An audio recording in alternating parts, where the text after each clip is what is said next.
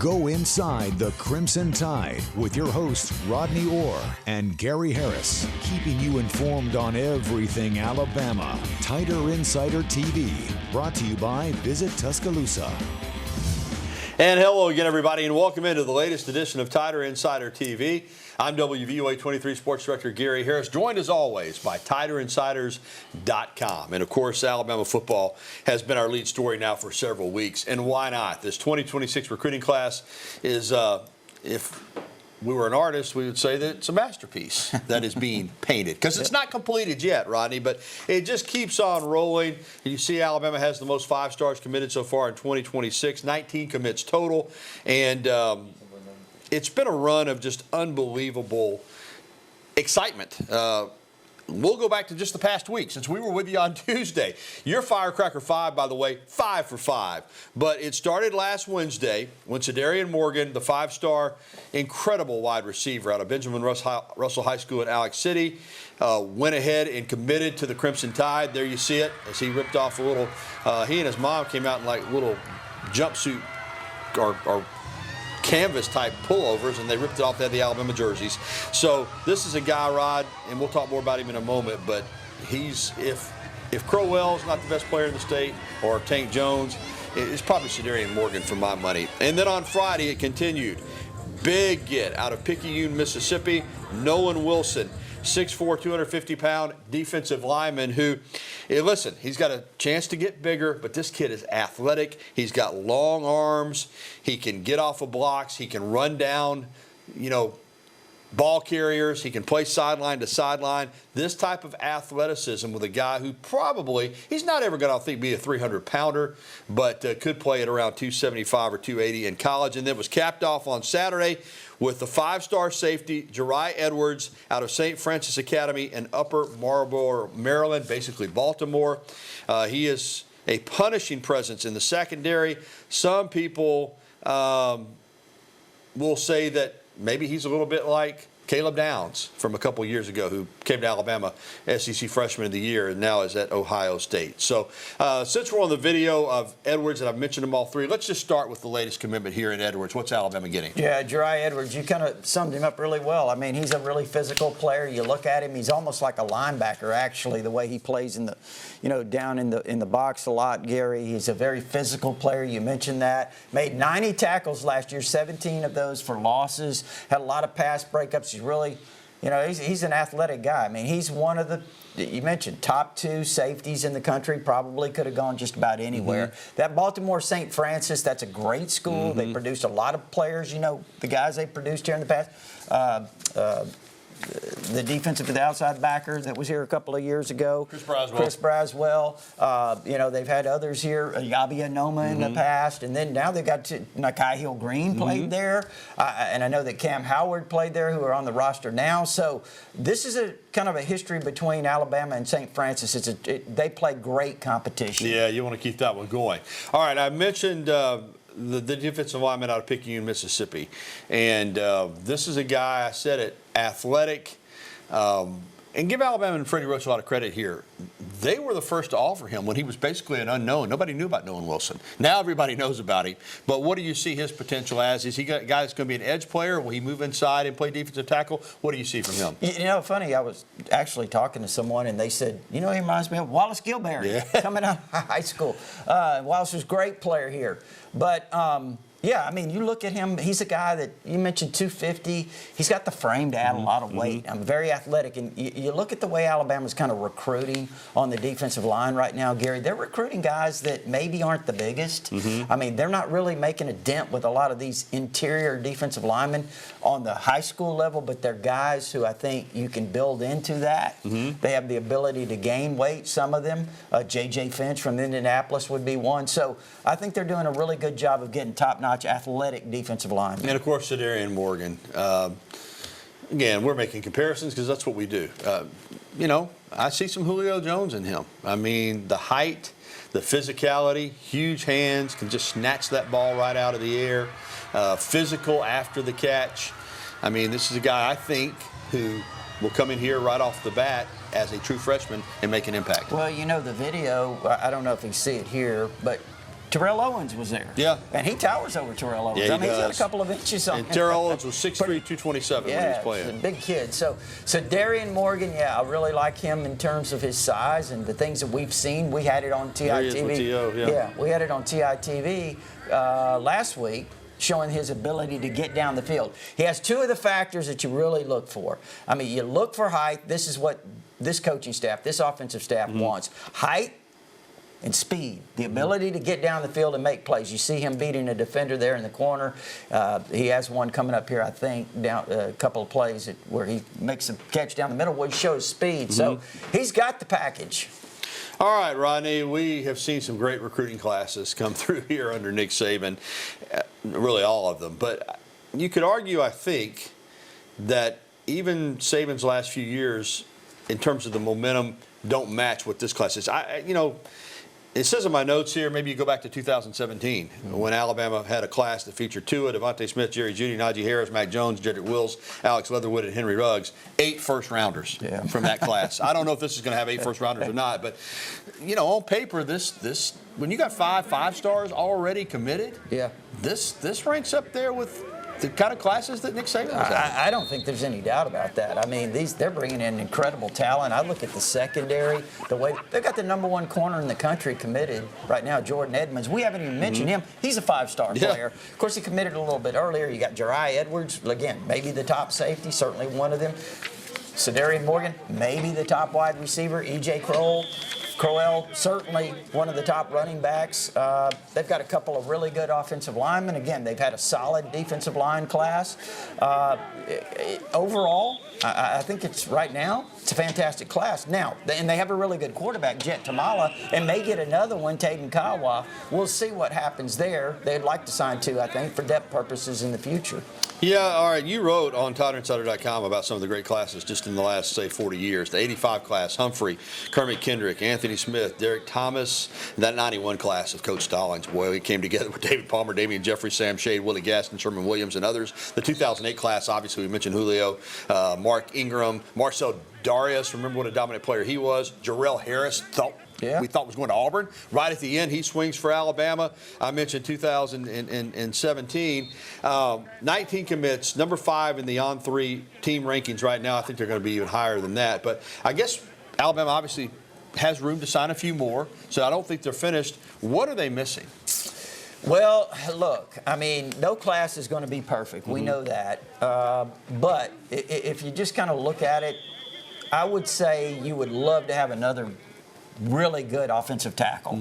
I think you need to sign, this is kind of my philosophy, the way I've been following recruiting for 50 years. I think you always need to sign at least 4 offensive linemen and at least 4 defensive linemen every single year. You never want to get caught short in the trenches. Now, will they sign 4 offensive linemen in this class? Probably not, maybe 3.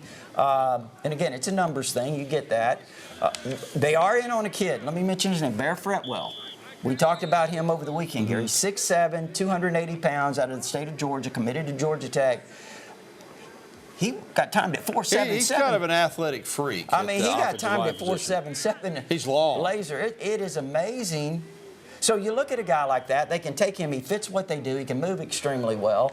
So maybe he's a guy that you take at some point. We mentioned Kawa, the quarterback. Now, don't forget about Tank Jones. That's right. He's a guy that could play on the defensive line. He could be a wolf linebacker. I know that's probably what they're recruiting him as. He's a 5-star player out of Mobile. It's Alabama, Texas A&M, and Oregon. A&M's making a strong pitch there. And there are some other guys in the mix. And let me just say this real quick. You talked about the rankings.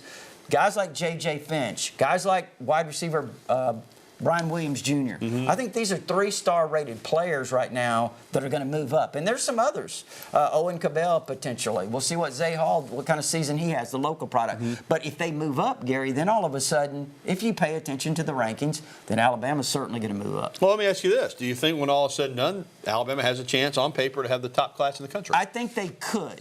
Because, again, I think some of these guys that are rated 3 stars right now, they're better than that. J.J. Finch, that defensive line, he's a lot better than that. And Nolan Wilson may even move up, even though he's a 4-star, not bad, but I think he can move up. And the other guys that I mentioned. So if those guys move up, you add a couple of more guys, you add a 5-star in Tank Jones, there all of a sudden you might be challenging for that top 2 or 3. Good times. And I've said a little bit on my radio show and here on TDI-TV, I wonder if recruiting, it seems like it had lost a little bit. I'm not talking about Alabama, I'm just talking about overall, the interest. But, boy, this has sure got people jacked up right now, Rod. Yeah, it really does. And I think one other thing, people talking about that he can't recruit. The board can't recruit. He's proved them wrong. Now he's controlling the state. Yeah, absolutely. Good times for the Tide. All right, SEC Media Days will begin next Monday over in Atlanta. And today the Southeastern Conference announced the player representatives for Alabama. It's a good group. Senior linebacker Deontay Lawson, senior defensive lineman Tim Keenan, junior offensive left tackle Caden Proctor will all attend. Of course, Kalen DeBoer will be there as well. It will begin at 9 a.m. on Eastern time on Monday, 8 a.m. Central. And we will have coverage over there all week long. WVUA 23 Sports will be there Monday through Thursday, so you'll want to join us on our newscast and also on our digital media outlets, WVUA23.com, Facebook, X. So looking forward to it and going to be a lot of fun. Well, still to come on Tider Insider Television, both Alabama basketball teams scheduling Power 5 opponents for the upcoming season, of course, and a big Alabama recruit in both size and significance. He was a commit. Now he is a signee. We will have all the details. Plus, we'll be getting your phone calls, emails, and tweets in just a little bit. As always, that phone number 205-348-WVUA. That's 348-9882. Go ahead and give us a call and get on board now so we can talk to you in just a little bit. We'll be right back with the only show that takes you inside the Crimson Tide, Tider Insider TV.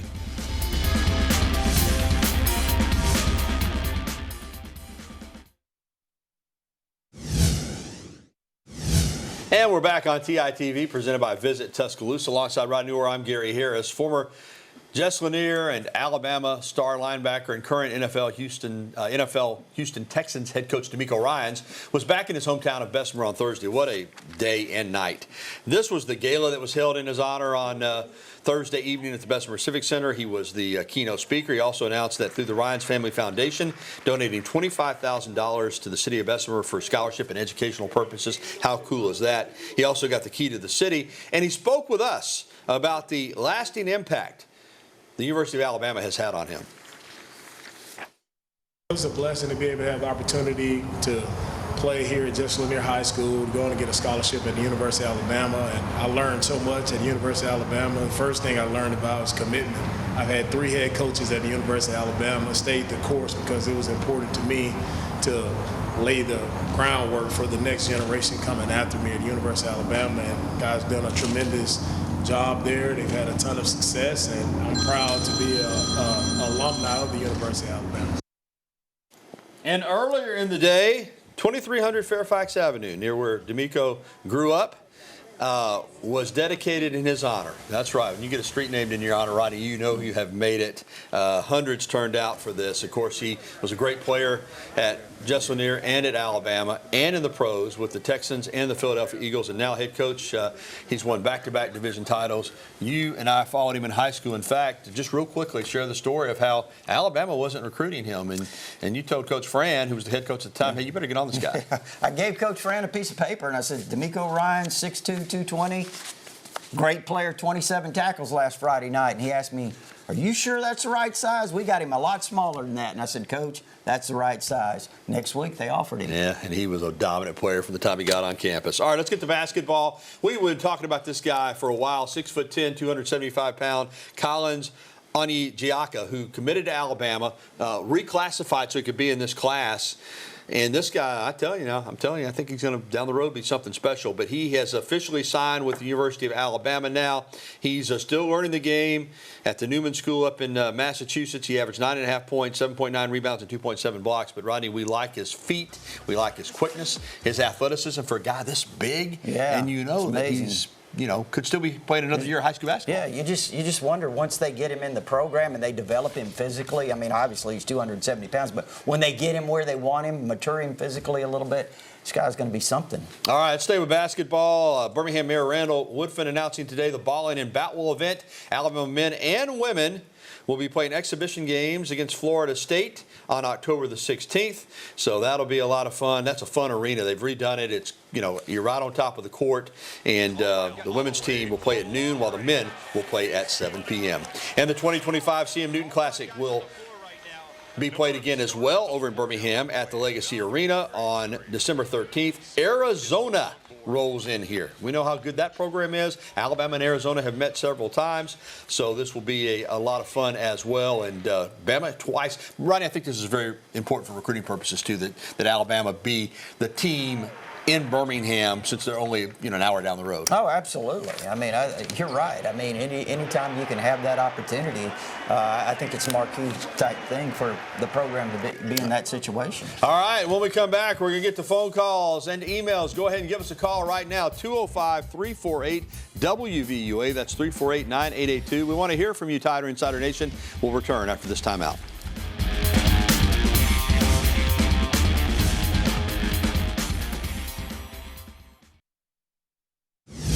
And we're back here on Tider Insider Television alongside Rodney Orr. I'm Gary Harris, and we're going to get to the phone call. We got Jeff over in Vestavia ready to lead us off tonight. Hey there, Jeff. How are you? I'm good, Gary and Rodney. I've got a quick question for you guys. Sure. Do you think that by Alabama not losing anybody in the portal in football has led to this great recruiting that Alabama's got going on right now? Do you think that was sending a message to the recruits? Jeff, I think there's a definite correlation there. I really do. I think it's kind of the culture that Kalen DeBoer is building. I think, the word brotherhood is used a lot. Even some of the players are using that word. And I think that's really something that's been building here since he's been here. And I think it definitely, not losing any players in the portal, putting together the kind of recruiting class. And Gary, they tell me, some people that have been around here a long time, that these recruiting weekends that they've had over the last month or so are some of the best recruiting classes, recruiting visit weekends in terms of the energy and all of those things that they've had here in a long time. Yeah, it's a lot of fun right now in football recruiting at Alabama. And I'm with Rodney on that, Jeff. I think that success that Alabama's had in retaining its roster shows recruits that, hey, you want to play at Alabama. And I do think even with all the money that's being tossed around with NIL and revenue sharing, Alabama's taking a holistic approach to recruiting that still says, hey, it's still about more than that here at Alabama. And I think that's resonating with players and their families. That's part of that culture. Yeah. I agree with you. All right, let's get to, thanks, Jeff, for that phone call. Let's get to our email question today. It's brought to us by KDM Service Corporation. So when it comes to heating and air conditioning, KDM Service Corporation serves your family like our family. All right, let's get to that email question of the day. And it is from Drew in Birmingham. Is Jalen Hill on pace to be 100% healthy? The great wide receiver out of Tyler, Texas. Rodney, what's the latest? You know what? He made a lot of strides. Obviously, what an injury he had, the knee injury that sidelined him the entire year. He made a lot of progress in the spring, Gary. Will he be 100% back to Jalen Hill? Don't know. I mean, sometimes it takes a little time. And this was obviously a very significant injury. Let's hope so. But I'm not ready to say he's 100% yet. All right. Thanks for that email question of the day. When we come back, more phone calls and emails. 205-348-9882 is that number. Phone lines are open. Let's change that. We'll be right back after this.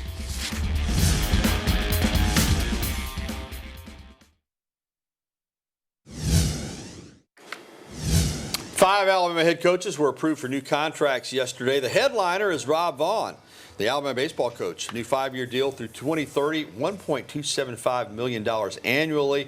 Now, he led Alabama to more than 40 wins. That's the first time that had happened over 20 years. But for the second straight year, Alabama went 0-2 at NCAA regionals. Still, he was a hot commodity in coaching circles, and it appeared that Texas A&M might make a run at him. I like the guy a lot. Now you want to take the next step, Rodney, but that's a lot of money for a baseball coach. Listen, it is, but I think he's just getting started. He did really well in the portal. Okay, and so Rob Vaughn wants to stay at Alabama. Alabama wants to keep him, and he is going to be compensated well. All right, welcome back into TITV. We're going to jump back out on the phone lines and go over to McCalla and talk with Andrew. Hey, Andrew. Hey, how's it going?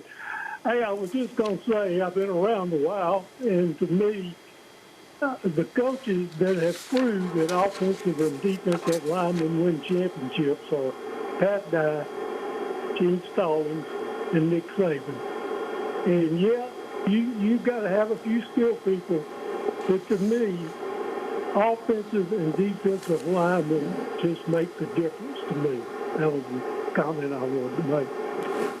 Rodney? I think that's a great comment. I mean, you're right. I mean, as much as we see the great skill players, Gary, the tremendous receivers, and they've got a lot of them here and more coming, it's the trenches. The SEC is a line of scrimmage conference. Yeah, it really is. I think it always will be. All right, thanks for the phone calls and emails, and we'll be right back with more TITV.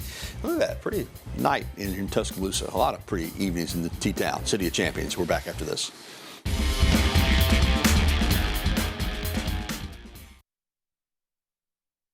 All right, we're going to squeeze in one more email from one of our really top viewers out in Sparks, Nevada. Jim says, wish you would expand to an hour.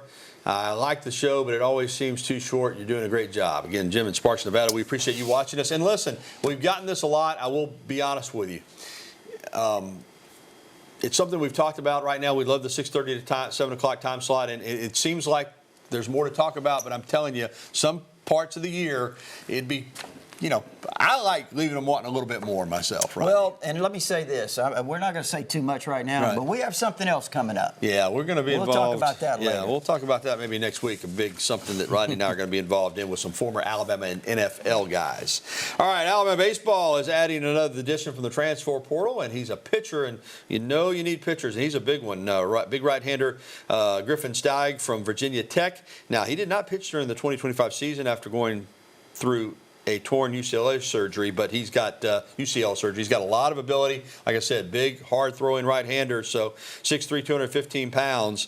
Maybe he can come in here and add some depth for Alabama, who could be looking for a lot of pitching, depending on what happens, obviously, with Riley Quick and some of their other Zane Adams as well in the draft. All right, that's going to wrap it up for this edition of TITV. A reminder, if you missed any of it, you can catch a replay tonight at 10:30 or find it anytime at WVUA23.com. We're going to leave you tonight with some video of Kool-Aid McKinstry's football camp at Pinson Valley High School, where he was a star. He's now a star with the Saints after being a star at Alabama.